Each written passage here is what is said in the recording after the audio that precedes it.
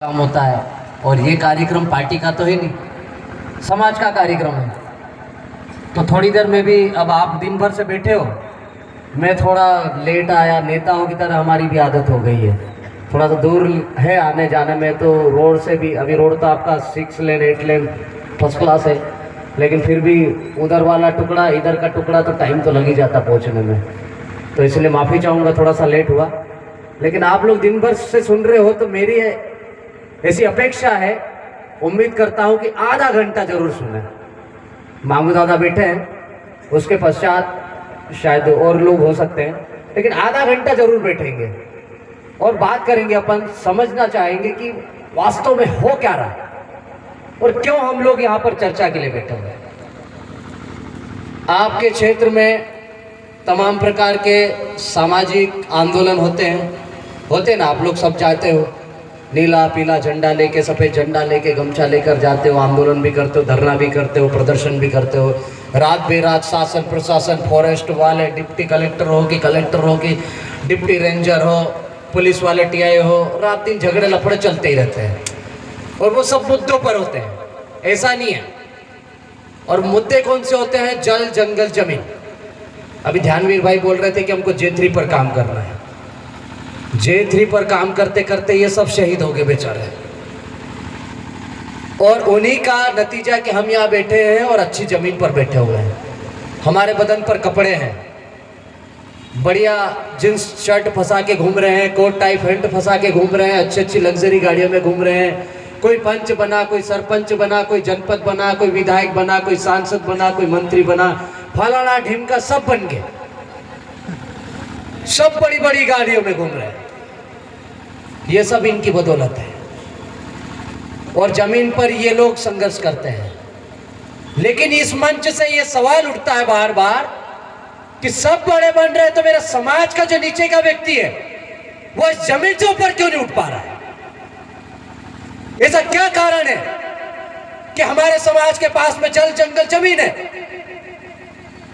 ये धरती का सीना फाड़ कर हम लोग फसलें उगाते हैं, रात दिन मेहनत करते हैं।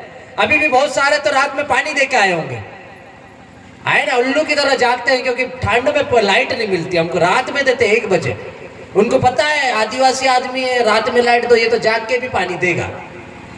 फिर भी हमारा व्यक्ति मेहनत करता है, कड़कड़ाती धूप में, चिलचिलाती धूप में भी हमारा व्यक्ति पसीना यहाँ से चालू होता है, चड्डी से पैर में उतर जाता है, तब भी मेहनत करता है, फसल उगाता है। बारिश में कितनी भी बारिश हो जाए, मूसलाधार बारिश होगी, फसलें बर्बाद हो रही होगी, तो भी मेड़ में पाल बंद के आड़ा पड़ जाता हमारा आदमी, वहां भी मेहनत करता है। वो नहीं तो चलो ठीक है, दूसरे हमारे जो पर्यावरण इकोसिस्टम बना हुआ, वहां पर प्राकृतिक संसाधन है, मोड़े है, ताड़ है, आम है, जाम है, फलाना ढिमका, दुनिया भर की प्राकृतिक औषधियां है, फल फूल है, वो सब बेचते हैं, उसमें भी 2 पैसे सब्जी उगा के हमारे लोग कमा लेते हैं। इतना सब है हमारे पास, लेकिन क्या कारण है कि हमारे जेब में आधी रात को कोई व्यक्ति बीमार होता है, बड़ा बुजुर्ग घर में बीमार होता है, तो 500 रुपए जेब में नहीं निकलते? क्या कारण है? इस कारण को जब जानने के लिए हम लोग निकले, समझने के लिए निकले, तो हमको पता चला कि समाज में 3 खतरनाक बीमारी है जो कैंसर से भी खतरनाक है। कैंसर का इलाज आप लोग कीमियोथेरेपी फलाना ढिमका करके करोड़ों रुपए खर्च करके थोड़ा बहुत बचा के समाज को आगे बढ़ा लोगे, व्यक्ति को बचा लोगे। लेकिन ये जो बीमारी है वो इतनी घातक है, इतनी भयानक है, इतनी खतरनाक है कि समाज उसके चक्रव्यूह से बाहर ही नहीं निकल पा रहा है। तो इस बीमारी को हमने आइडेंटिफाई किया, उसको हमने पहचाना और बीमारी का नाम दिया D3। क्या नाम दिया? D3।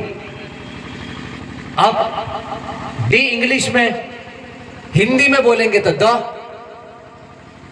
पहला D देजा, जिसमें झगड़ा, गुना, भांजना सब आता हमारे यहाँ। माँ बाप लड़की को पैदा करते हैं, पालते हैं, पोसते हैं, बीमार होती है, जैसे तैसे पेट काट करके उसको पढ़ा लिखा के न इलाज करा के न बड़ी करते हैं। आजकल हमारे समाज में नाबालिग लड़कियां भाग जाती, 14 साल 15 साल नहीं हुई सीधे भाग जाती है। चलो बालिग भागी, नाबालिग भागी, लड़की जब भागती है तो हमारे गांव के लोग इकट्ठे होते पंच वाले। जब वो लड़की बीमार हो रही थी तब किसी गांव वाले ने एक शब्द नहीं बोला, तब किसी गांव वाले ने 1 रुपया सहयोग नहीं किया।